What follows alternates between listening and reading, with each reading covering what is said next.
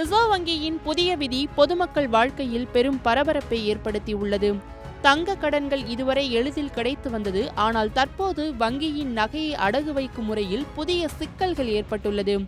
முந்தைய காலத்தில் கடன் வாங்கியவர்கள் நகையை அடமானத்தில் வட்டி மட்டும் செலுத்தி எளிதாக மீட்டு அதே நகையை வங்கியில் அடகு வைத்து பணம் பெற்று வந்தனர். இதனால் அவசர தேவைகளுக்கு எளிதில் உதவியும் தங்கள் வாழ்வாதாரத்தையும் கவனித்துக் கொண்டனர். ஆனால் தற்போது RBI புதிய விதியை கொண்டு வந்துள்ளது. அதன்படி நகைகள் மற்றும் அதன் வட்டியுடன் முழுமையாக செலுத்தும் வரை ஒரே நாளில் மீண்டும் அடகு வைக்க முடியாது.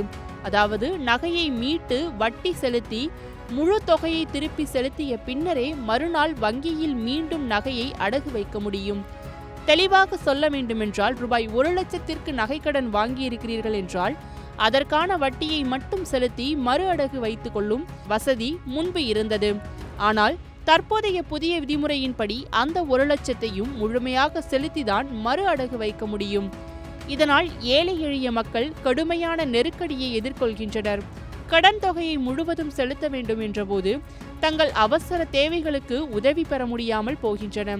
இதன் காரணமாக மீண்டும் கந்து வட்டியுடன் கடன் வாங்கி நெருக்கடியான கடன் சுமையில் சிக்கும் நிலை ஏற்படுகின்றது.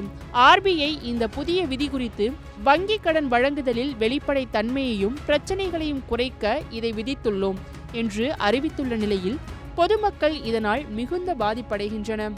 நாம் இதுவரை பார்வையிடாத ஒரு புதிய சிக்கல் பொதுமக்களின் எதிர்பார்ப்புகளை மாற்றும் வகையில் இந்த புதிய விதி அமலுக்கு வந்துள்ளது.